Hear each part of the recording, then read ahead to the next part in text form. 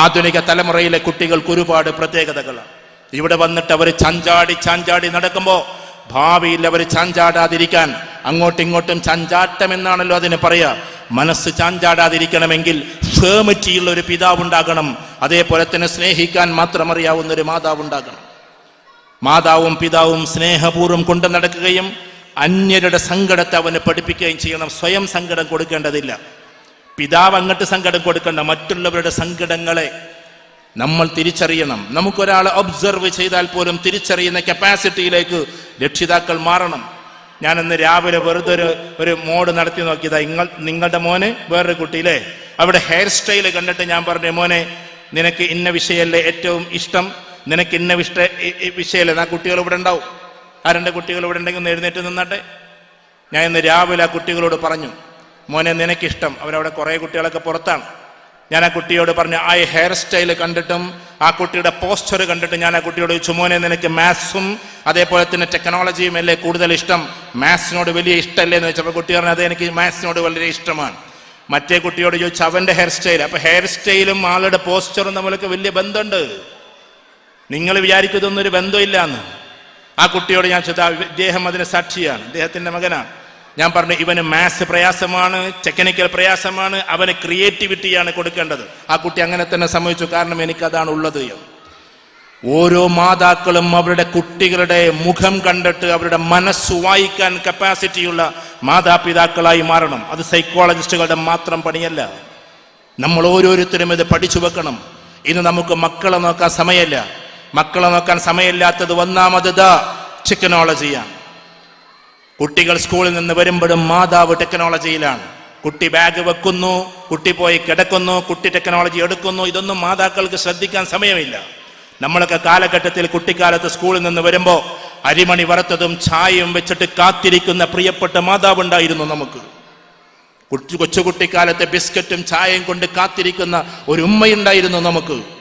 വരുമ്പോഴേക്ക് വാരിപ്പുണർന്ന് ചായ വിളമ്പിത്തരുന്ന മാതാവുണ്ടായത് കൊണ്ടാണ് വീട്ടിലേക്ക് എത്താൻ ഇത്രമാത്രം നമ്മൾ വ്യഗ്രത കാണിച്ചിരുന്നത്. ഇന്ന് കുട്ടികൾക്ക് വീട്ടിലേക്ക് വരാൻ മടിയാണ്. കാരണം എന്താണെന്നറിയോ? വീട്ടിൽ വരുമ്പോൾ ഉമ്മക്ക് തന്നെ നോക്കാൻ സമയമില്ല. ഞാൻ നിങ്ങളെക്കുറിച്ചല്ല പറയുന്നത്. ബിസിനസ്സുകാരനായ പിതാവിന് മക്കളെ നോക്കാൻ സമയമില്ല. ആഴ്ചയിൽ ഒരു ദിവസമെങ്കിലും കുട്ടികളെയും കൊണ്ട് പുറത്തേക്ക് പോകണം. മാസത്തിലൊരു ദിവസമെങ്കിലും ലോങ് ടൂർ പോകണം. അതൊക്കെ കഴിഞ്ഞിട്ടുള്ള ബിസിനസ് മതി, അതൊക്കെ കഴിഞ്ഞിട്ടുള്ള ഏർപ്പാടുകൾ മതി. സമയക്കുറവാണ്. ഞാൻ പറഞ്ഞു വരുന്നത്, ഈ ഒരു രീതിയിൽ നമ്മുടെ മക്കൾക്ക് എൻജോയ്മെന്റ് കൊടുത്തുകൊണ്ട് മുന്നോട്ട് കൊണ്ടുപോകാൻ സാധിക്കുക എന്നതാണ്. നമ്മുടെ കുട്ടികളോട് ഒപ്പീനിയൻ ചോദിക്കണം. നമ്മുടെ കുട്ടികളോട് ക്വസ്റ്റ്യൻ ചോദിക്കണം. ക്വസ്റ്റ്യൻ എന്ന് പറഞ്ഞാൽ സബ്ജക്റ്റ് ലെവലിലുള്ള ക്വസ്റ്റ്യൻ അല്ല, അല്ലാതെ ലോകത്തിലെ പല ചോദ്യങ്ങളും ചോദിക്കണം. കാരണം കുട്ടികൾക്ക് ചോദ്യങ്ങൾ ഇഷ്ടമാണ്. ഒരു പക്ഷേ ലോകത്തിൽ കുട്ടികളെ വളർത്തുന്നത് ഉത്തരത്തേക്കാൾ കൂടുതൽ ചോദ്യങ്ങളാണ്. ഉത്തരം കുറെ പറഞ്ഞു കൊടുത്താലൊന്നും കുട്ടികൾ ഡെവലപ്പ് ആകില്ല. അവർക്ക് വേണ്ടത് ചോദ്യങ്ങളാണ്. ആ ചോദ്യത്തിന് അനലൈസ് ചെയ്തിട്ട് അവൻ തന്നെ ആൻസർ കണ്ടെത്തണം. അതിന് നിങ്ങൾ പ്രൈസ് കൊടുത്തോ? മാസത്തിൽ ഒരു നല്ല ഒരു രീതിയിൽ നിങ്ങൾ എന്തെങ്കിലും ഒരു ചെറിയ സംഖ്യ കുട്ടിക്ക് കൊടുത്തോ? അവൻ ഉത്തരം പറഞ്ഞതിന്റെ പേരിൽ, അവൻ നല്ല ബിഹേവിയർ നൽകിയതിന്റെ പേരിൽ, അവൻ ഫ്രണ്ട്സ് മേക്കിംഗ് നടത്തിയതിന്റെ പേരിൽ, അവൻ ഗസ്റ്റുകളെ ഡീൽ ചെയ്തതിന്റെ പേരിൽ സമ്മാനം കൊടുക്കാൻ നമുക്ക് പറ്റണം. ഇതാ ഇവിടെ ഇപ്പൊ കൊടുത്തിട്ടുള്ള സമ്മാനങ്ങൾ അതൊക്കെ വാങ്ങിക്കാൻ കിട്ടുന്നതാണ്. പക്ഷെ അത് ഇവിടെ സ്റ്റേജിൽ വെച്ചിട്ട് ഇവരുടെ പേരും തന്നെ തരുമ്പോഴാണ് അതിനൊരു വാല്യൂ. ഇതേപോലെ നിങ്ങളുടെ കുട്ടികൾക്ക് നിങ്ങൾ എഴുതി കൊടുക്കണം. ഫലകം വാങ്ങിച്ചിട്ട് 1000 കുട്ടികൾക്ക് സമ്മാനം കൊടുക്കാൻ സ്കൂളിന് സാധിക്കില്ല. പക്ഷെ നമ്മുടെ കുട്ടികളുടെ ഫലകത്തിൽ നമ്മൾ എഴുതി വെക്കണം, എൻ്റെ പ്രിയപ്പെട്ട കുക്കുമോന്, അല്ലെങ്കിൽ നമ്മൾ എന്താണ് പെറ്റ് നെയിം വിളിക്കുന്നത് അത് എഴുതാവൂ. അല്ലാതെ അവൻ്റെ ഫുൾ നെയിം അല്ല. പെറ്റ് നെയിം ഉണ്ട്, നിക്ക് നെയിം ഉണ്ട്, റിയൽ നെയിം ഉണ്ട്. അതൊക്കെ വ്യത്യാസപ്പെട്ട പേരാണ്. അപ്പൊ പെറ്റ് നെയിം, ഓമന പേരിൽ നമ്മൾ വിളിക്കുന്ന പാച്ചുവെന്നോ കിച്ചുവെന്നോ കുക്കുവെന്നോ എന്താണോ നിങ്ങൾ വിളിക്കുന്നത്, എൻ്റെ പ്രിയപ്പെട്ട കുക്കുവിന് നിന്റെ സ്വന്തം ഉമ്മ എന്ന് പറഞ്ഞുകൊണ്ടായിരിക്കണം എഴുതേണ്ടത്. കാലങ്ങൾക്ക് ശേഷം ആ കുട്ടി അതിങ്ങനെ എടുത്തു നോക്കുമ്പോ ഉമ്മ ഒരു പക്ഷേ മണൽക്കാട്ടിലേക്ക് അല്ലെങ്കിൽ മണ്ണിന്റെ കാട്ടിലേക്ക് പോയിട്ടുണ്ടാകും. എന്നാലും തന്റെ ഉമ്മ തന്നിട്ടുള്ള അന്നത്തെ 5 രൂപയുടെ സമ്മാനം കണ്ണിലിങ്ങനെ കണ്ണുനീരൊലിക്കുമ്പോ അതിങ്ങനെ ചേർത്ത് വെക്കാൻ നമ്മുടെ കുട്ടിക്ക് കൊടുക്കണമെങ്കിൽ നിങ്ങൾ പറ, ഇതിൽ എത്ര രക്ഷിതാക്കൾ ഉണ്ടാകും ഇങ്ങനെ ചെയ്യുന്നവർ? സ്കൂളിലെ ഏതെങ്കിലും ഒരു അവാർഡിന് വേണ്ടി മാത്രം കാത്തു നിൽക്കല്ലേ. നമ്മുടെ കുട്ടികൾക്ക് നമ്മൾ കൊടുക്കണം അവാർഡുകൾ, നമ്മുടെ കുട്ടികൾക്ക് നമ്മൾ കൊടുക്കണം റിവാർഡുകൾ. അങ്ങനെ നമ്മുടെ കുട്ടികൾ വളർന്നു വരണമെന്നതാണ്. നിങ്ങളൊരു പക്ഷേ ഒരുപാട് കാലമായി കേട്ടിട്ടുണ്ടാകാം, എന്നാലും ഒരു മാതാവിനെ കൊണ്ട് ഉയർന്നു വന്നിട്ടുള്ള കുറെ ആളുകളുണ്ട്. മാതാവിനെ കൊണ്ട് മാത്രം. ചെറുപ്പ കാലഘട്ടത്തിൽ ഒരു കുട്ടി സ്കൂളിൽ നിന്ന് പുറത്താക്കപ്പെടുന്നു. ആ കഥ ഉള്ളതാണെന്നും ഇല്ലാത്തതാണെന്നും പറയപ്പെടുന്നു. പക്ഷേ കൂടുതലും ഉള്ളതാണെന്നാണ് ഹിസ്റ്ററി. ഏതായിരുന്നാലും ശരി, ആ കുട്ടി പുറത്താക്കപ്പെടുന്നു. പുറത്താക്കിയ കുട്ടിയുടെ കയ്യിൽ ഒരു കത്ത് കൊടുത്തയക്കുന്നു. ആ കത്ത് വായിച്ചിട്ട് അമ്മ കരയുന്നു. എഴുത്തും വായനയും അറിയാത്ത കുട്ടി ചോദിക്കുകയാണ്, അമ്മേ ഇതിലെന്താണ് എഴുതിയിട്ടുള്ളത് എന്ന്. ആ സമയത്ത് കരഞ്ഞോണ്ട് അമ്മ പറയുന്നത്, നീ വളരെ ഇന്റലിജന്റ് ആണ്, നീ വൈസ് ബോയ് ആണ്, അതുകൊണ്ട് തന്നെ നിന്നെ സംബന്ധിച്ചിടത്തോളം അവർക്ക് നിന്നെ പഠിപ്പിക്കാൻ കഴിയില്ല മോനെ, നീ അവർ പഠിപ്പിക്കുന്നതിനും അപ്പുറത്താണ്, അതുകൊണ്ട് ഞങ്ങൾക്ക് ഈ കുട്ടിയെ പഠിപ്പിക്കാൻ കഴിയില്ല, ഞങ്ങളെക്കാളും ഉന്നതമായ കലാലയങ്ങളിലേക്ക്, ടീച്ചേഴ്സിന്റെ അരികിലേക്ക് നിങ്ങൾ ഇവനെ കൊണ്ടുപോയിക്കോളൂ എന്നാണ് മോനെ ഇതിൽ എഴുതിയിട്ടുള്ളത്. അന്ന് അമ്മയെ കെട്ടിപ്പിടിച്ച സന്തോഷത്തോടെ എഡിസൺ എന്ന് പറയുന്ന ഈ സായിപ്പ് കുട്ടിയുണ്ടല്ലോ, അന്നവൻ കളിക്കളത്തേക്ക് പോയതാണ്. കാലങ്ങൾക്ക് ശേഷം എഡിസൺ എന്ന സായിപ്പ് ക്യാമറയ്ക്ക് വേണ്ടി ഇതാ നമ്മുടെ മുമ്പിൽ. ക്യാമറ ഇപ്പോഴും അതിനു വേണ്ടി ഒരുപാട് കോൺട്രിബ്യൂഷൻ കൊടുത്തു. അതിനേക്കാൾ വലിയ കോൺട്രിബ്യൂഷൻ ലൈറ്റിലെ ഫിലമെന്റ് എന്ന് പറയുന്നതിന് കൊടുത്തു. ബൾബിന്റെ ഫിലമെന്റ് കണ്ടെത്തി. ലോകത്തിലെ നമ്പർ 1 ആളായി മാറിയപ്പോ, ശാസ്ത്രജ്ഞരുടെ ആദ്യത്തെ 10 പേരിൽ ഒരാളായി തിട്ടപ്പെടുത്തിയപ്പോ, അമ്മ മരിച്ചതിന് ശേഷം അമ്മയുടെ ശേഷക്രിയകളെല്ലാം കഴിഞ്ഞ് നാളുകൾക്ക് ശേഷം അമ്മയുടെ ബോക്സ് തുറന്നു നോക്കുമ്പോ അതിലൊരു കീറിക്കഴിഞ്ഞ ഒരു കത്ത് കിടപ്പുണ്ടായിരുന്നു. അന്ന് ടീച്ചർ കൊടുത്തുവിട്ട കത്ത്, അന്ന് സ്കൂളിലെ മേധാവി കൊടുത്തുവിട്ട കത്ത്. ആ കത്തൊന്നും കൂടി വായിക്കാൻ ഈ ടീച്ചർ അയച്ചിട്ടാണല്ലോ ഞാൻ ഇത്രമാത്രം ഉയർന്നു പോയത്, ഈ ടീച്ചർ എഴുതിയത് കൊണ്ടല്ലേ എനിക്ക് ഇൻസ്പിരേഷൻ ഉണ്ടായത് എന്ന് വിചാരിച്ച് ആ കത്ത് തുറന്നു നോക്കിയപ്പോ അന്നും എഡിസൺ ഒന്ന് കരഞ്ഞിട്ടുണ്ട്. ലോക പ്രശസ്തനായ എഡിസൺ. എന്തിനാണെന്നറിയോ? അതിലെഴുതിയിട്ടുള്ളത്, നിങ്ങളുടെ കുട്ടി മെന്റലി ഡിസേബിൾഡ് ആണ്, നിങ്ങളുടെ കുട്ടി ഒന്നിനും പറ്റാത്ത മണ്ടനാണ്, ഈ കുട്ടിയെ പഠിപ്പിക്കാൻ പറ്റിയ സ്കൂളല്ല ഇത്, എവിടെയെങ്കിലും കൊണ്ടുപോയി ചേർത്തുകൊള്ളൂ എന്ന് കാർക്കശത്തിന്റെ ഭാഷയിൽ എഴുതിയ കത്തിനെ നിമിഷ നേരം കൊണ്ട് കരയുന്നതിന്റെ വക്കിൽ പോലും തന്റെ മകന് ഫീൽ ചെയ്യരുത് എന്ന ഭാവത്താൽ തന്റെ മകന്റെ മുമ്പിൽ മറ്റൊരു രീതിയിൽ ട്രാൻസ്ലേഷൻ നടത്തിക്കൊണ്ട് എഴുത്തും വായനയും അറിയാത്ത കുട്ടിയെ പിടിച്ചു കുലുക്കാതെ സങ്കടപ്പെടുത്താതെ ഉത്തേജനത്തോടെ കൊണ്ടുവന്ന മാതാവിന്റെ പേരാണ് എഡിസന്റെ മാതാവ് എന്ന്. അതുകൊണ്ട് നമ്മൾ ഓരോരുത്തരും എഡിസന്റെ മാതാവിനെ പോലെ, ഏത് ടീച്ചർ നമ്മളെ കുട്ടിയെ കുറിച്ചിട്ട് പോരാ എന്ന് പറഞ്ഞാലും പഠിക്കുന്നില്ല എന്ന് പറഞ്ഞാലും, മാതാക്കളായ നമ്മൾ, പിതാക്കളായ നമ്മൾ ഭാവിയിലേക്ക് നോക്കിക്കൊണ്ട് പറയണം, നീ വൈസാണ്, നീ ഏറ്റവും ടോപ്പ് റേഞ്ചിലേക്ക് പോകുന്നവനാണ് എന്ന്. ഞാൻ വെറുതെ ആവേശത്തിന് വേണ്ടി പറയല്ല. നമ്മുടെ കുട്ടികൾ ഒരു പക്ഷേ പഠനത്തിൽ ബാക്കിലാകാം. പഠനത്തിൽ ബാക്കിലായതിന്റെ പേരിൽ 7th സ്റ്റാൻഡേർഡിലെ ടീച്ചർ കളിയാക്കിയപ്പോ കസേര പോലും എടുത്തുയർത്തേണ്ടി വന്നിട്ടുണ്ട്. പ്രിയപ്പെട്ടവര്, മോന് ആരാണെന്ന് നിങ്ങൾക്കതറിയാം. കസേര ഉയർത്തിയിട്ട് ടീച്ചേഴ്സിനോട് പോലും ചൂടായിട്ടുണ്ട്. അന്ന് കസേര കൊണ്ട് ഗ്രൗണ്ടിൽ എറിഞ്ഞുകൊണ്ട് ക്ലാസ് റൂമിൽ നിന്ന് പുറത്തു വന്ന ഇതിഹാസ നായകന്റെ പേരാണ് ദ ഗ്രേറ്റ് റൊണാൾഡോ. പഠിക്കാത്തവനെന്ന് മുദ്ര കുത്തിയവനാണ് റൊണാൾഡോ എന്ന പേരിൽ പിന്നീട് അറിയപ്പെടുന്നത്. നമ്മൾ മനസ്സിലാക്കേണ്ടത്, ക്ലാസ് റൂമിൽ പഠിക്കാത്തവനാകാം, പക്ഷെ ലോകത്തിന്റെ മുമ്പിൽ ഉന്നതമായ അവസ്ഥയിലേക്ക് എത്തുമ്പോ തന്റെ മുമ്പിലുള്ള കൊക്കക്കോളയെ ഒന്ന് മാറ്റുമ്പോഴേക്ക് കോടികൾ ഷെയർ മാർക്കറ്റിൽ താഴുന്ന അവസ്ഥയിലേക്ക് ആ ഒരു കയ്യിന്റെ ചലനം പോലും എത്തിക്കാൻ പഠിക്കാത്തവനെന്ന് പറയുന്നവന് സാധിക്കുന്നുവെങ്കിൽ അതിന്റെ പേരാണ് സ്കിൽ എന്ന് പറയുന്നത്. അതുകൊണ്ട് മാർക്കിനേക്കാൾ അപ്പുറത്ത് സ്കില്ലാണെന്ന് പറയാൻ അതിന്റെ അർത്ഥം പഠിക്കണ്ട എന്നല്ല.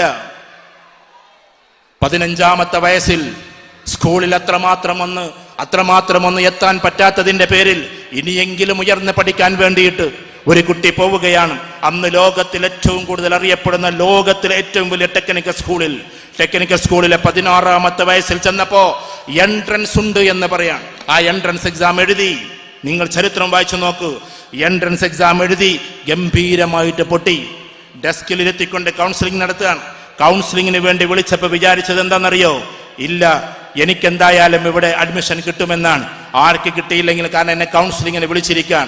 ആ അധ്യാപകൻ നല്ല രീതിയിൽ പറഞ്ഞു കൊടുത്തു, മോനെ നിനക്ക് ഇവിടെ ജോയിൻ ചെയ്യാനുള്ള IQ ഇല്ല, ഇന്റലിജന്റ് ക്വസ്റ്റ്യൻ കുറവാണ്, അതുകൊണ്ട് നീ ഇവിടെ ചേരരുത്, വേറെ ഏതെങ്കിലും സ്ഥാപനത്തിൽ പോയിക്കോളൂ എന്ന്. അന്ന് ആ കുട്ടി ആ പേപ്പറും പിടിച്ച് വരാന്തയിലൂടെ കടന്നു പോയ സംഭവം ആ കുട്ടി പറയുന്നുണ്ട്. അന്നവിടെ ആർക്കൊക്കെ അഡ്മിഷൻ കിട്ടി എന്ന് ഇന്നും ലോകത്തിനറിയില്ല.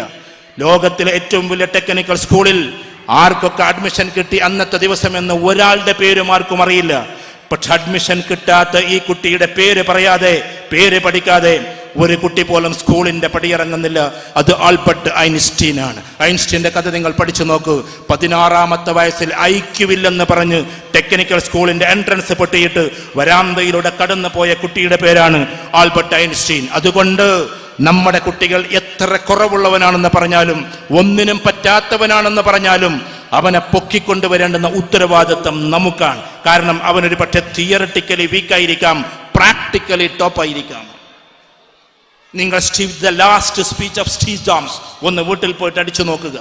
ആപ്പിൾ എന്ന് പറയുന്നത് ഈ ഫോണിന്റെ ഏറ്റവും പ്രധാനപ്പെട്ട സാരഥി അസുഖം വന്നിട്ടാണ് മരിക്കുന്നത്. അദ്ദേഹത്തിന്റെ അവസാനത്തെ സ്പീച്ച് സ്റ്റാൻഫോർഡ് യൂണിവേഴ്സിറ്റിയിലാണ്. അദ്ദേഹം പ്രസംഗിച്ച് തന്റെ ആപ്പിൾ ഫോൺ ഉയർത്തിക്കൊണ്ട് അദ്ദേഹം പറയുന്നുണ്ട്, ഇതിലെ ഐഡിയാസ് കൊണ്ട് എൻ്റെ തലയിൽ ഇനിയുമുള്ള ഐഡിയാസ് കൊണ്ട് എൻ്റെ തലച്ചോറ് പൊട്ടിത്തെറിക്കുമോ എന്ന് എനിക്ക് ഭയമുണ്ട്. അത്രമാത്രം ഐഡിയാസ് എനിക്ക് ജനിക്കുന്നു. എന്നിട്ട് ചിരിച്ചുകൊണ്ട് പറയുന്നൊരു വാക്കുണ്ട്. ആ വാക്കെന്താണെന്നറിയോ? ഞാൻ +2 പാസ്സാകാത്ത ഒരാളാണ് എന്ന് അദ്ദേഹം ചിരിച്ചുകൊണ്ട് ലോകത്തിലെ നമ്പർ 1 യൂണിവേഴ്സിറ്റിയിൽ, സ്റ്റാൻഫോർഡ് യൂണിവേഴ്സിറ്റിയിൽ അദ്ദേഹം പ്രസംഗിക്കുന്നുണ്ട്. ഇതൊക്കെ പറയുമ്പോൾ ഞാൻ പറയുന്നത് കുട്ടി SSLCയും +2യും കുളമാക്കണം എന്നല്ല. മാർക്കിൽ നിന്നും കുട്ടികളെ സ്കില്ലിലേക്കും അതിൻ്റെ അപ്പുറം പാഷനിലേക്കും അതിൻ്റെ അപ്പുറം വാല്യൂസിലേക്കും കൊണ്ടുപോകാൻ നമുക്ക് പറ്റണമെന്നതാണ്. അതിനെന്ത് വേണമെന്നറിയോ? സ്പീച്ച് നീണ്ടു പോകുമോ എന്ന് എനിക്ക് ഭയമുണ്ടായത് കൊണ്ട് ചുരുക്കിക്കൊള്ളട്ടെ. അതിനെന്ത് വേണമെന്നറിയോ? ഒന്നാമതായി നമുക്ക് വേണ്ടത്, നമുക്ക് സന്തോഷകരമായൊരു ജീവിതം ഉണ്ടാകണം. ഇവിടെ ഇരിക്കുന്ന ഓരോ പാരൻസിനും ഓരോ കുടുംബത്തിനും സന്തോഷകരമായൊരു ജീവിതം ഉണ്ടാകണം. നിങ്ങൾ സന്തോഷത്തോടെ മക്കളെ വളർത്തണമെങ്കിൽ നമുക്ക് സന്തോഷകരമായ ഒരു അറ്റ്മോസ്ഫിയർ ഉണ്ടാകണം. ആ അറ്റ്മോസ്ഫിയറിൽ ഏറ്റവും പ്രധാനപ്പെട്ടത്, വളരെ ശ്രദ്ധിക്കണം, ഏറ്റവും പ്രധാനപ്പെട്ടത് സാമ്പത്തികപരമായ സുസ്ഥിരതയാണ്. സന്തോഷത്തിന്റെ ഏറ്റവും വലിയൊരു മാനദണ്ഡം അത് തന്നെയാണ്. അപ്പൊ സമ്പത്തുള്ളവരുടെ മക്കളൊക്കെ ഉയരങ്ങളിൽ എത്തുണ്ടോ നിങ്ങൾ ചോദിക്കും. സമ്പത്തുണ്ടായിട്ട് വീണ്ടും വീണ്ടും സമ്പത്തുള്ളാക്കാനുള്ള ഓട്ടത്തിൽ മക്കളെ നോക്കാൻ കഴിയാത്തവരോട് സലാം പറയാം. ഞാൻ പറയുന്നത് അത്യാവശ്യ സാമ്പത്തികപരമായ സ്ഥിരത നമുക്കുണ്ടാകണം. ഇവിടെ ഇരിക്കുന്നവർ പല മേഖലയിലുമുള്ള ആൾക്കാരായിരിക്കാം, കേരളത്തിൽ തന്നെ പല ജില്ലയിലുള്ളവരായിരിക്കാം. പക്ഷെ ഞാൻ പത്തനംതിട്ട, കോട്ടയം ജില്ലയിൽ ആരെങ്കിലും ഇവിടെ ഉണ്ടെങ്കിൽ അവർക്ക് ഒരു ബിഗ് സല്യൂട്ട് കൊടുക്കുകയാണ്. ഒന്നാമത്തെ കാര്യം എന്താണെന്നറിയോ? അവര് ഗൾഫിലുള്ള ആളുകൾ 25,000 നാട്ടിലേക്ക് അയച്ചാൽ 15,000 രൂപ ചെലവാക്കി 10,000 രൂപ കൊണ്ട് കുറിക്ക് ചേരുന്നവരാണ്. എന്നിട്ട് 5 ലക്ഷം രൂപ കുറിയടിച്ചിട്ട് ഒരു പറമ്പ് വാങ്ങി, ആ പറമ്പ് 2 വർഷം കഴിഞ്ഞിട്ട് മറിച്ചു വിട്ടിട്ട് മറ്റൊന്ന് വാങ്ങി, അത് പിന്നെ വിട്ടിട്ട് മറ്റൊന്ന് വാങ്ങി, 25 വർഷം കഴിഞ്ഞിട്ട് ഭർത്താവ് ഇവിടെ നിന്നെല്ലാം ഒഴിവാക്കി വരുമ്പോഴേക്ക് ചുരുങ്ങിയത് 50 ലക്ഷം രൂപയെങ്കിലും ഭർത്താവിന്റെ കയ്യിൽ കൊടുക്കുന്ന പെൺകുട്ടികളാണ്. എല്ലാവരും എന്ന് ഞാൻ പറയുന്നില്ല. മലബാറിന്റെ അവസ്ഥ എന്താണെന്നറിയോ? 25,000 കൊടുത്താൽ പിറ്റത്തെ മാസം തികയുന്നതിന് മുമ്പ് പറയാം, ആ 25,000 കഴിഞ്ഞ് ഇവിടെ 24,000 വേറെയും കടായി എന്നാ പറയാ. കാരണം നാത്തൂന്റെ കുട്ടിയുടെ പേരക്കുട്ടിന്റെ 14-ന് 1 പവനെങ്കിലും കൊടുത്താലേ മലബാറുകാർക്ക് തൃപ്തിയാകും. ഞാൻ സമ്മാനം കൊടുക്കണ്ടെന്നല്ല പറയുന്നത്. വിവാഹ സൽക്കാരത്തിന് പോകുമ്പോൾ ഇവിടെ ഇട്ട ചുരിദാറ് അവിടെ ഇടാൻ പാടില്ല എന്ന് ശാഠ്യം പിടിക്കുന്നത് നമ്മളാണ്. എന്നാൽ ഈ ലോകത്തിലെ ഒട്ടുമിക്ക ദ ഗ്രേറ്റ് പേഴ്സണാലിറ്റീസ് എന്ന് പറയുന്നവർ മിക്കവാറും 4 ഡ്രസ്സുകൾ മാത്രമുള്ളവർ. നിങ്ങൾ ഡ്രസ്സ് കുറക്കണമെന്ന് ഞാൻ പറയുന്നില്ല. ഇന്ത്യ എന്നും ആദരിക്കുന്ന, ഇനിയും ആദരിക്കുന്ന, ലോകത്തിൽ വേൾഡ് കോൺട്രിബ്യൂഷൻ നടത്തിയിട്ടുള്ള, ലോകത്തിന് വേണ്ടിയിട്ട് ഒരുപാട് സംഭാവന നൽകിയിട്ടുള്ള ഒരു മനുഷ്യനുണ്ട്, APJ അബ്ദുൽ കലാം. അദ്ദേഹത്തിന്റെ മരണ ദിവസത്തിന്റെ പത്രം ഒന്ന് എടുത്തു നോക്ക്. മരിച്ച ദിവസത്തിൽ അദ്ദേഹത്തിന്റെ ഡ്രസ്സുകളുടെ എണ്ണം 4 ആയിരുന്നു. അതും എല്ലാം ഗ്രേ കളർ, ആഷ് കളർ.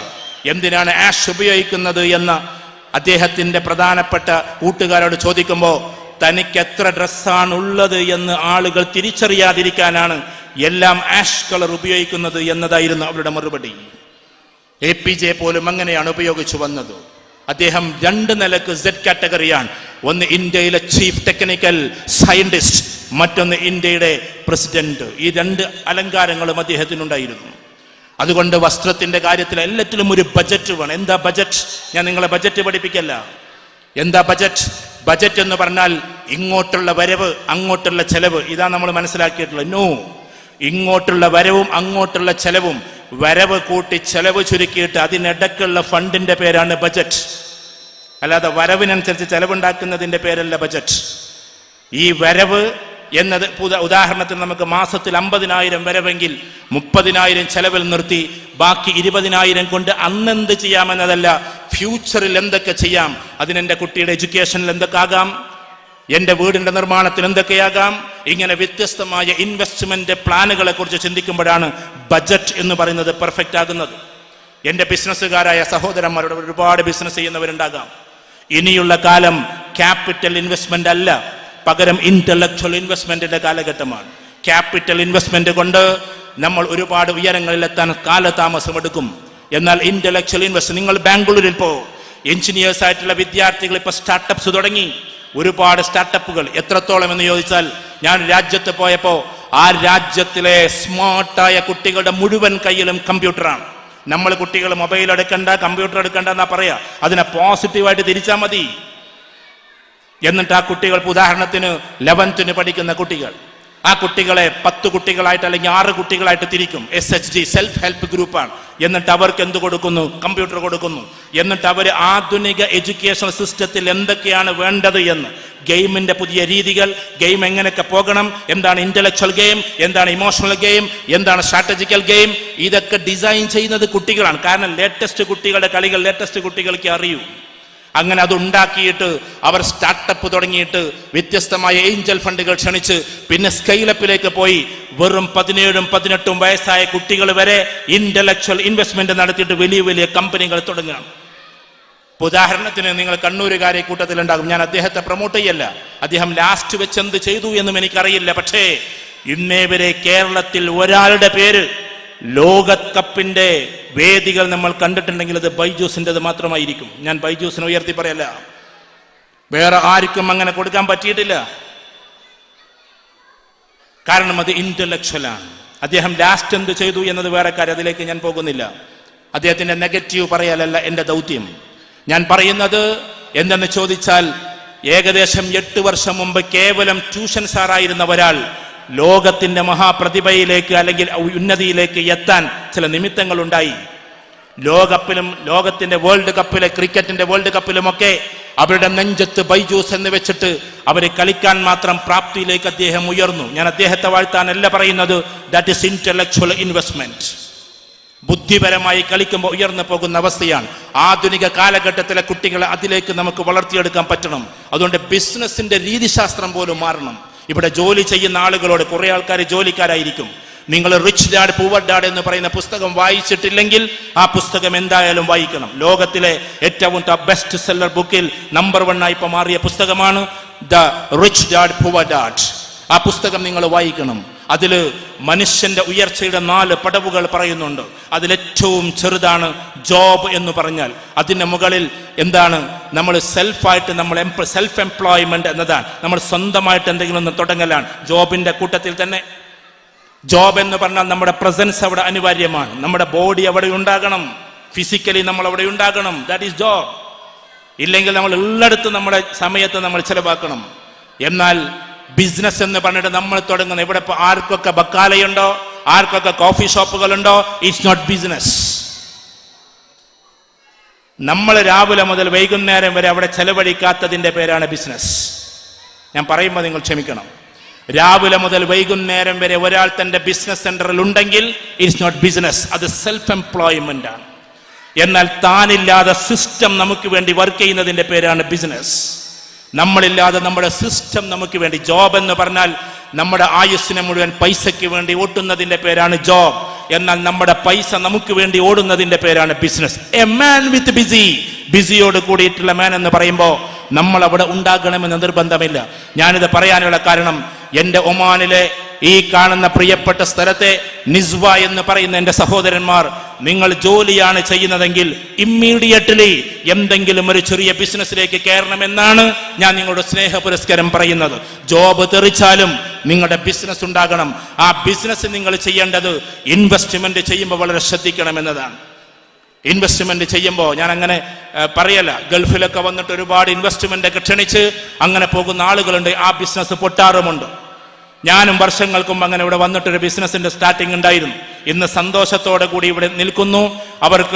അവർ ഇറക്കിയതിനേക്കാൾ കുറെ മേലയിലേക്ക് ഒരാളതിനെ വില പറഞ്ഞിട്ട് ഈ ആഴ്ച വാങ്ങിക്കുന്നു എന്നതാണ് ഇവിടെ നിൽക്കുമ്പോൾ എനിക്കുണ്ടാകുന്ന സന്തോഷം. അതുകൊണ്ട് ഇൻവെസ്റ്റ് ചെയ്യുമ്പോൾ വേഗ് ഇൻവെസ്റ്റ്മെന്റിലേക്ക് നമ്മുടെ കമ്മ്യൂണിറ്റിയെ കൊണ്ടുപോകരുത്. കോൺക്രീറ്റ് ഇൻവെസ്റ്റ്മെന്റ് നമ്മൾ നടത്താവൂ. അതുകൊണ്ട് ബിസിനസ്സിലേക്ക് നിങ്ങൾ കയറണം. എന്തെങ്കിലും ഒരു പരിപാടിയിലേക്ക് കയറിയാൽ ജോബിന്റെ കൂട്ടത്തിൽ അതിലേക്ക് എത്തണമെന്നാണ് ഞാൻ പറയുന്നത്. അല്ലെങ്കിൽ നമ്മൾ ജോബ് മാത്രമായി അധപ്പതിക്കും. ഞാൻ ഉസ്താദുമാരോട് പോലും പറയാറുണ്ട്, നിങ്ങൾ ഈ മദ്രസയിൽ പഠിപ്പിക്കൽ മാത്രം പോരാ, അത് കഴിഞ്ഞാൽ എന്തെങ്കിലും ഒരു ഏർപ്പാട് തുടങ്ങണം. എല്ലാവർക്കും ഇത് തുടങ്ങാം. കാരണം ലോകത്തിൽ ഒന്നാകെ ലക്ഷക്കണക്കിന് കോടിക്കണക്കിന് അവസ്ഥകൾ ഇനിയും വായുവിൽ കിടക്കുകയാണ്. ഇഷ്ടം പോലെ ബിസിനസ്സുകൾ തുടങ്ങാനുള്ള സാധ്യതകളുണ്ട്. ഒന്നല്ലെങ്കിൽ ഒന്ന്. പെൺകുട്ടികളോട് ഞാൻ പറയാണ്, ഞാൻ അവസാനിപ്പിച്ചു കൊള്ളട്ടെ. പെൺകുട്ടികളോട്, ഇവിടെ ബിസിനസ് ചെയ്യുന്നവർ എത്ര പേരുണ്ട്? ആണുങ്ങളൊന്ന് കൈയർത്തിയട്ടെ. ചെറുതായിട്ടെങ്കിലും കച്ചവടം ചെയ്യുന്നവർ, ഞാൻ നേരത്തെ പറഞ്ഞ സെൽഫ് എംപ്ലോയ്മെന്റും ആകാം, ഒന്ന് കൈപൊക്കിയാട്ടെ. കുറെ ആൾക്കാരുണ്ടാവുമല്ലോ, ഒന്ന് കൈപൊക്കിക്കോ, പ്രശ്നമൊന്നുമില്ല. നിങ്ങളോട് എനിക്കൊരു വാക്ക്, 3 ആൾക്കാരെ നിങ്ങൾ പാർട്ട്ണറാക്കണം. നിങ്ങൾ കഫ്റ്റേരിയ ആയിക്കോട്ടെ, നിങ്ങൾ ചെറിയ ഷോപ്പ് ആയിക്കോട്ടെ, 3 ആളുകളെ നിങ്ങൾ പാർട്ട്ണറാക്കണം. അത് 5% 2% 1% എത്രയായാലും. ആദ്യത്തെ പാർട്ട്ണർഷിപ്പ് നമ്മുടെ സ്വന്തം പിതാവിന് വർഷങ്ങൾക്ക് മുമ്പേ നമ്മളെ ഏറ്റെടുത്ത് നമുക്ക് വേണ്ടി കഷ്ടപ്പെട്ട നമ്മുടെ പിതാവിന് നമ്മുടെ ബിസിനസ്സിൽ ഒരു ഷെയർ ഉണ്ടായിരിക്കണം. എല്ലാ മാസത്തിന്റെയും അവസാനം 10,000 രൂപയ്ക്ക് വേണ്ടി കൈകാട്ടിയിരിക്കുന്ന പാവം പിതാവായി നമ്മുടെ പിതാവ് മാറരുത്. ഇസ്സത്തോടെ, അഭിമാനത്തോടെ എന്റെ മകന്റെ ബിസിനസ്സിൽ നിന്നും എനിക്ക് വരുമാനം വരാനുണ്ട് എന്ന് പ്രൗഢിയോടെ നമ്മുടെ പിതാവ് കാത്തിരിക്കട്ടെ. പിതാവിന് കൊടുക്കണം നമ്മൾ ഒന്നാമതായി നമ്മുടെ ബിസിനസിന്റെ ഒരു ചെറിയ പാർട്ട്ണർഷിപ്പ്. മറ്റൊന്ന് കൊടുക്കാൻ സാധിക്കുമെങ്കിൽ എന്നല്ല, കൊടുക്കേണ്ട ഏറ്റവും പ്രധാനപ്പെട്ട ആള്, ഒരു പക്ഷേ പിതാവിനേക്കാൾ വേണ്ടപ്പെട്ട ആള് നമ്മുടെ മാതാവിനാണ്. 2% 2%. മാതാവ് എന്നിങ്ങനെ, എനിക്ക് അവിടെ കല്യാണത്തിന് എത്ര കൊടുക്കാണ്ട്, ഈ ഒരു 5,000 അയക്കോ, ഇങ്ങനെ ചോദിച്ചുകൊണ്ട് ഒരു യാചകയുടെ അവസ്ഥയിലാകാതിരിക്കട്ടെ. നമ്മുടെ മാതാവ് നമുക്ക് വേണ്ടി അഭിമാനത്തോടെ കാത്തിരിക്കട്ടെ, എൻ്റെ മകന്റെ ബിസിനസ്സിൽ ജ്ഞാനമുണ്ട് എന്ന്. അങ്ങനെ മാതാവിനെ പാർട്ട്ണറാക്കിയതിന്റെ പേരിൽ ഈ ലോകത്തിൽ ഒരാൾ നശിച്ചു പോയിട്ടില്ല. നിങ്ങൾ വിചാരിക്കേണ്ട ആ പൈസ പോവല്ലോ. മാതാവിനെ പാർട്ട്ണറാക്കിയതിന്റെ പേരിൽ ഈ ലോകത്തിൽ ഒരാൾ നശിച്ചു പോയിട്ടില്ല. തന്നെയല്ല, നമ്മളൊക്കെ വിശ്വസിക്കുന്ന ദൈവം തമ്പുരാൻ ഉറപ്പായിട്ടും 2 സഹായം നൽകും. ഒന്ന് മാതാവിനെ സ്നേഹിച്ചതിൻ്റെയും മറ്റൊന്ന് മാതാവിനെ അവന്റെ ബിസിനസ്സിൽ ചേർത്തതിൻ്റെയും.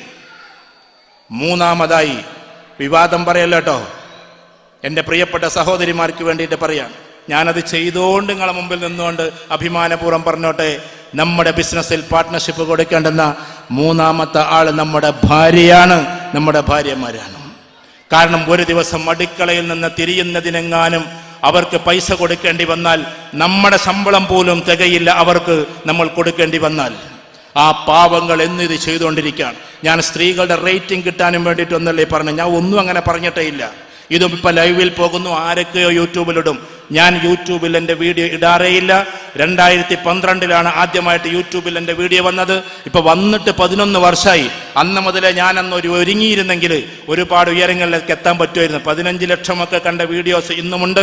ഒന്നും ഞാനിട്ടതല്ല, 1000 രൂപ പോലും ഞാനതിന് വാങ്ങിച്ചിട്ടില്ല. ആരൊക്കെയാണ് ഇടുന്നത് എന്ന് പോലും എനിക്കറിയില്ല. അതുകൊണ്ട് റേറ്റിങ്ങിന് വേണ്ടിയിട്ടല്ല ഞാൻ സംസാരിക്കുന്നത്. പക്ഷെ എൻ്റെ പ്രിയപ്പെട്ട സഹോദരിമാരെ, ഈ ഇരിക്കുന്ന നമ്മുടെ ഭാര്യമാരെ, നമ്മുടെ ബിസിനസ്സിൽ ഒരു ചെറിയ പാർട്ട്ണർഷിപ്പ് കൊടുക്കാൻ പറ്റണം. കാരണം അവർക്കും സ്വന്തമായിട്ട് എന്തെങ്കിലും ഒന്ന് നൽകണം എന്നുണ്ട്, ആർക്കെങ്കിലും ഒന്ന് സമ്മാനം കൊടുക്കണം എന്നുണ്ട്. അത് നിർബന്ധമാണ്.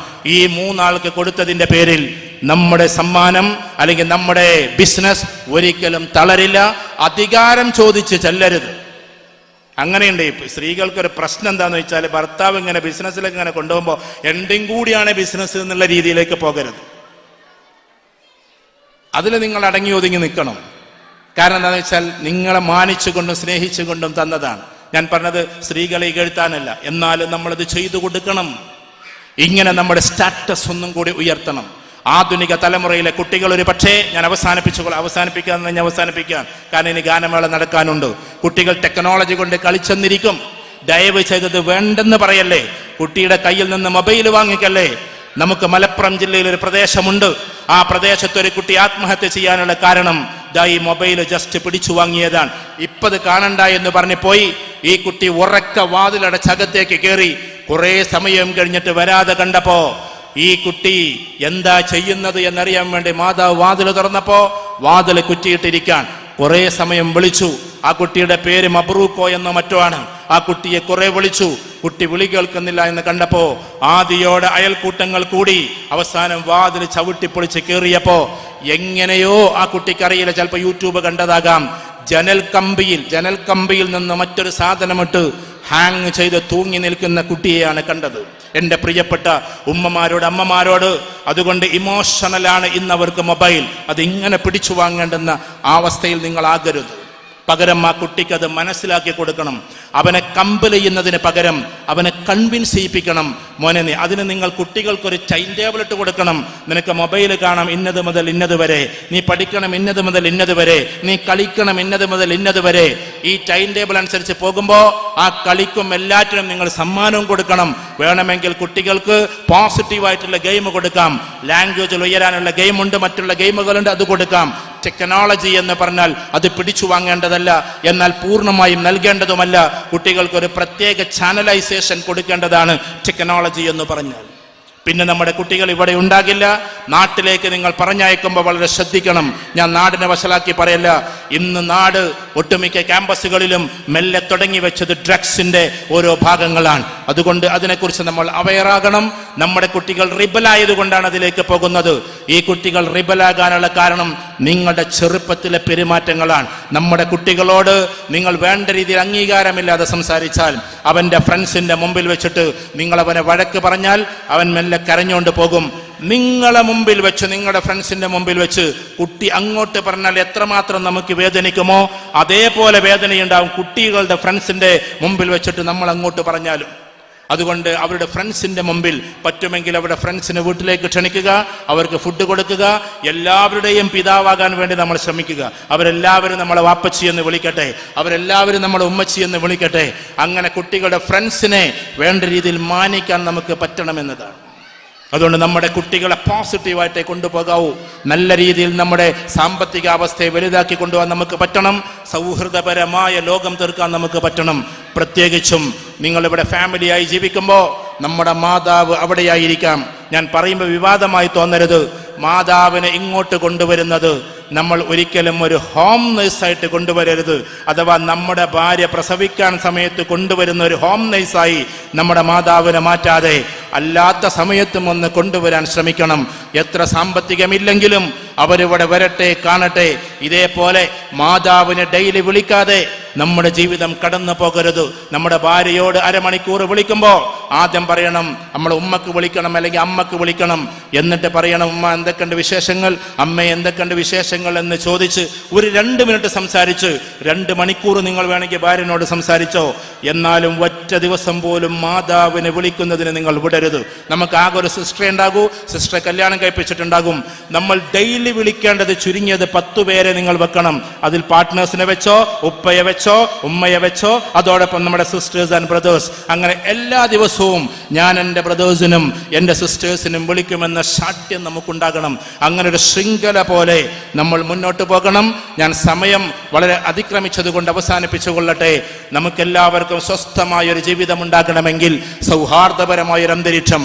ഇപ്പോൾ ഇവിടെ ഒരുപാട് ആളുകൾ കൂടിയിരിക്കാൻ, ഒരുപാട് ടീച്ചേഴ്സ് ഉണ്ട്, കുട്ടികളുണ്ട്, എല്ലാവരുമുണ്ട്. സൗഹാർദ്ദപരമായൊരു അന്തരീക്ഷം ഇന്ത്യയിൽ ഇനിയും നല്ല രീതിയിൽ തിരിച്ചു വരാൻ വേണ്ടിയിട്ടുള്ള എല്ലാ പ്രയത്നങ്ങളും നമ്മുടെ ഭാഗത്തു നിന്നുണ്ടാകണം. KMCC അതിനുവേണ്ടി ജന്മമെടുത്ത സംഘടനയാണ്. എന്ന് വെച്ചാൽ ആദ്യം ഫ്രഞ്ചുകാരും ഡച്ചുകാരും അതേപോലെ തന്നെ അതിനു മുമ്പ് പോർട്ടുഗീസുകാരും കടന്നു വന്നു. ആ സമയത്ത് ഹൈന്ദവരും മുസ്ലിമീങ്ങളും എല്ലാവരും കൂടി ഒന്നിച്ചിട്ടാണ് ഇവരെ എതിർത്തത്. എന്നാൽ ബ്രിട്ടീഷുകാരൻ 1600കളിൽ കടന്നു വരുമ്പോ, ഈസ്റ്റ് ഇന്ത്യ കമ്പനി രൂപീകരിക്കുമ്പോ അവരാദ്യം തന്നെ ചെയ്തത് ഈ 2 കമ്മ്യൂണിറ്റി വിഭജിക്കണമെന്നാണ്. That is divide and rule. 4ാമത് വന്ന മോഡേൺ യുഗത്തിലെ ഏറ്റവും വലിയ ശക്തിയായി ബ്രിട്ടീഷുകാർ വരുമ്പോ അന്നത്തെ ഈ പറയുന്ന ഈസ്റ്റ് ഇന്ത്യ കമ്പനിയുടെ തലപ്പത്തിരിക്കുന്ന ആള് ഒരു ഫിലോസഫി ജന്മമെടുത്തുകൊണ്ട് ഹൈന്ദവരെയും മുസ്ലിമീങ്ങളെയും മറ്റുള്ളവരെയും രണ്ടാക്കണമെന്ന ചിന്താഗതിയോടെയാണ് വന്നത്. അവരതിൽ വിജയിച്ചു. തിരിച്ചു പോകുമ്പോഴും വിജയിച്ചു. ഇന്ത്യ പാക് വിഭജനമുണ്ടായി, 2 കൂട്ടരും 2ആയി. അതോടൊപ്പം അല്ല, അങ്ങനെ ആകരുത്. എല്ലാ മുസൽമാനും ഹൈന്ദവരും പഴയ പോലെ കാതോർത്ത് നിൽക്കണം, തോളോട് തോളൊരുമി നിൽക്കണം. ഇനിയും വൈദേശിക ശക്തികൾ വരുമ്പോ അവരെ തകർക്കാൻ നമുക്കാകണമെന്ന് ഇങ്ങനെ ഒരു ദിവസം, ഒരു മാർച്ച് 10-നാണ് ഖായിദെ മില്ലത്ത് മുഹമ്മദ് ഇസ്മായിൽ സാഹിബ് ഈ ഫിലോസഫിക്ക് തുടക്കമിട്ടത്. അങ്ങനെയാണിതാ ഇവിടെയും നമ്മൾ കൂടിയിരിക്കുന്നത്. നമുക്ക് പച്ചക്കണ്ണടയില്ല, ജമന്തി കണ്ണടയില്ല, നമുക്ക് നീലക്കണ്ണടയില്ല. മനുഷ്യരെ കാണുന്ന ആത്മാവിന്റെ കണ്ണട മാത്രമേ ഈ പ്രസ്ഥാനത്തിന് അറിയൂ. അതുകൊണ്ട് ഇവിടെ എല്ലാ സഹോദരങ്ങളോടും പറഞ്ഞോട്ടെ, ആരെവിടെ മരിച്ചാലും, ആരെവിടെ തളർന്നാലും, അല്ലെങ്കിൽ സഹികെട്ടാലും, എന്തെങ്കിലും പ്രയാസമുണ്ടായാലും മുഖ്യമന്ത്രി പറഞ്ഞ വാക്ക് വീണ്ടും പറഞ്ഞോട്ടെ, KMCCയെ വിളിച്ചോളൂ എന്ന് KMCCക്കാരുടെ ഈ ഭാവത്തിൽ ഞാൻ നിങ്ങളുടെ മുമ്പിൽ വെക്കുകയാണ്. അത്രമാത്രം KMCC വളർന്നിട്ടുണ്ട്, പന്തലിച്ചിട്ടുണ്ട്, ലോകത്തിന്റെ വ്യത്യസ്തമായ തലങ്ങളിൽ എത്തിയിട്ടുണ്ട്, വിദ്യാഭ്യാസത്തിന്റെ പുരോഗതിയിലേക്ക് കൊണ്ടുപോയിട്ടുണ്ട്. അതുകൊണ്ട് ആ സൗഹൃദപരമായ ഭൂമിയിൽ വീണ്ടും നമ്മൾ ഒരുമിക്കുകയാണ്. ഈ സൗഹാർദ്ദത്തോടെ മുന്നോട്ട് പോകാൻ നമുക്ക് സാധ്യമാകട്ടെ. മക്കൾക്ക് നല്ല എഡ്യൂക്കേഷൻ കൊടുക്കുക, നല്ല മൂല്യങ്ങൾ കൊടുക്കുക, നമ്മുടെ അറ്റ്മോസ്ഫിയറിലും ആ മൂല്യങ്ങൾ ഉണ്ടാവുക, അതിസുന്ദരമായ രീതിയിൽ മനുഷ്യരെ മുഴുവൻ സ്നേഹിക്കാൻ പഠിക്കുക. മൊത്തം ലോകത്തിന്റെ സമാധാനത്തിന് വേണ്ടി സുജൂദിൽ കടന്നിട്ട് പ്രാർത്ഥിക്കാൻ സാധിക്കുക. ഒന്നും കൂടി പറഞ്ഞോട്ടെ, ലോക സമാധാനത്തിന് വേണ്ടി സുജൂദിൽ കടന്ന് പ്രാർത്ഥിക്കണം. ഹൈന്ദവർക്ക് പ്രാർത്ഥിക്കാനുണ്ട്. ഓം സഹനാവതു സഹനഭിനക്തു സഹവീര്യം കരവാവഹൈ തേജസ്വിനാവതീതമസ്തു മാ വിദ്ദിശാവഹൈ ഓം ശാന്തി എന്നവർക്ക് പ്രാർത്ഥിക്കാനുണ്ട്.